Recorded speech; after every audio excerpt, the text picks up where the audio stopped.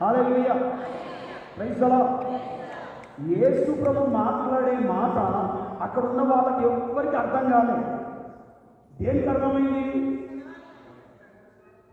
గుర్తుపెట్టుకోండి, మీ పరిస్థితులు ఎట్లయినా ఉండని, మీరు ఎన్ని శ్రమలు భరిస్తున్నారో నాకు తెలియదు, కానీ గుర్తుపెట్టుకోండి, కంటికి కనిపించని ఒత్తిడి, కంటికి కనిపించని చికాకు, శోధన ఏదైతే మిమ్మల్ని వెంటాడుతుందో నీకు అర్థం కాకపోవచ్చు, కానీ నీ సమస్యకు అర్థమైతే దేవుడి సన్నిధికి వచ్చిన తర్వాత నిన్ను బాధించే శత్రువుకు, లేకపోతే నిన్ను ఇబ్బంది పెట్టే శోధనకు, నీకు భయాన్ని వచ్చే సాతానికి, దానికి అర్థమైతే నువ్వు మందిరానికి వచ్చిన తర్వాత నీకు పోయిన అక్కడికి రాకుండా సైతం. హల్లెలూయా.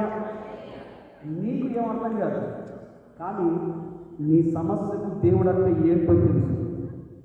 నిన్ను బాధ పెట్టే శత్రువుకు దేవుడు అంటే ఎవరో తెలుసు. హల్లెలూయా. చుట్టున్న వారికి ఎవరు అందుబాటులో ఏది శివతో మాట్లాడుతూ ఉన్నాడు, కానీ ప్రియమైనటువంటి దేవుడి బిడ్డలారా, యేసుక్రీస్తు ప్రభువు తెలుసు ఏంటంటే ఆయన చనిపోయిన స్థితిలో ఉండొద్దు, సమాధిలో నుంచి వారి ప్రాణాన్ని బయటకు తీయాలి. హల్లెలూయా.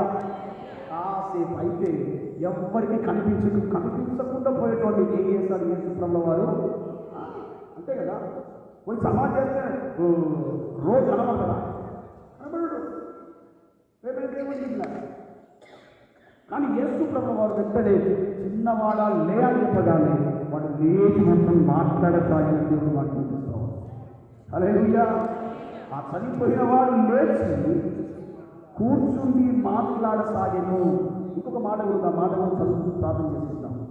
ఆయన అతనిని ఎవరికి అప్పగించాడు? గట్టిగా చెప్పండి, ఎవరికి అప్పగించాడమ్మా? అయ్యా బ్రదర్స్, ఎవరికి అప్పగించాడు? తల్లికి. ఆమె ఏది లేదు అనుకుంటుందో, పొయ్యిలు అనుకుంటుందో, నా పని అయిపోయింది అనుకుంటుందో, ఆయనను మరలా తీసుకుంటూ వాడు ఆమెకు అప్పగించాడు. చచ్చిపోయినోడు, హల్లెలూయా, చచ్చిపోయినోడు యేసుప్రభువుకు అప్పగించింది. యేసుప్రభువు టికెట్ ఎట్లా ఇచ్చాడు? టికెట్ ఇచ్చాడు, రిటర్న్ టికెట్ ఇచ్చాడు. యేసుప్రభువు వారు సజీవుడిగా అప్పగించాడు, జీవనం గడిగా అప్పగించాడు. పోగొట్టుకున్న ఆధారాన్ని మరలా దేవుడు ఆమెకు సమకూర్చాడు. హల్లెలూయా.